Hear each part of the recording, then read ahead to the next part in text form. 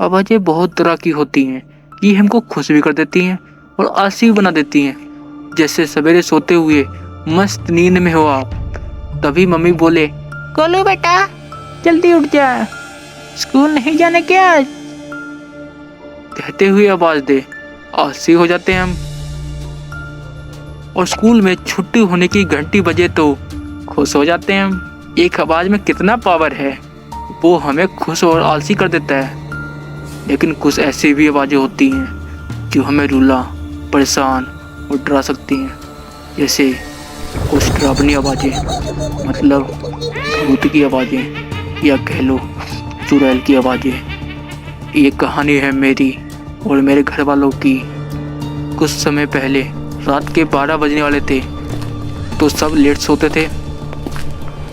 तो मैं किचन में गया पानी पीने के लिए। वहाँ मेरी मम्मी भी किचन में थी, तो मैं पानी पी के वहीं खड़ गया। मम्मी भी अपना काम कर रही थी। तभी एक अजीब सी चीख सुनाई दी। एक बार तो सुना, उसको इग्नोर कर दिया, और जब दूसरी बार सुना तो मैं भी डर गया। मैंने और मम्मी ने बाहर गली में देखा, वहाँ कोई नहीं था। उस वक्त मुझे नहीं पता था कि वो क्या चीज़ थी।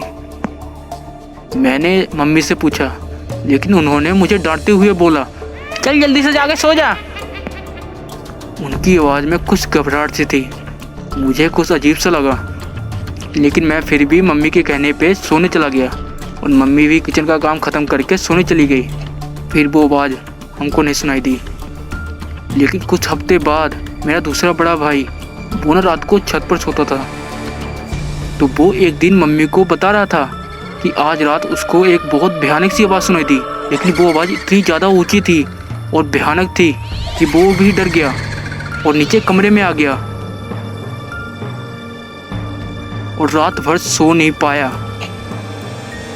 उसने बताया कि कुछ महीने पहले भी वो जब छत पर सोया करता था, तो कई बार ऐसा महसूस होता था कि कोई उसका कंबल खींच रहा हो। अब उसका ये वहम था या और कुछ, वही जाने।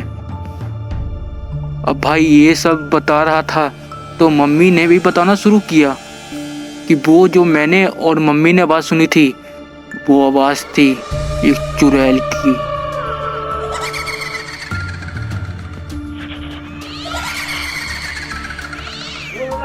और जब ये बात हो रही थी, तो यहाँ बैठा था हमारा छोटा भाई, और उसने सुनी ये सारी बातें।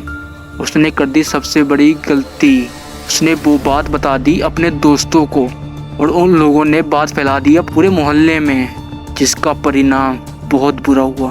अब क्या हुआ वो जानेंगे पार्ट 2 में। अब देखो, आप अगर ऐसी कोई भी अजीब सी आवाज़ सुनो, कोई आहट फील करो, तो अपने घर वालों तक ही रखो, और हो सके तो भूल जाओ, नहीं तो वो चीज़ आपके पीछे पड़ जाएगी।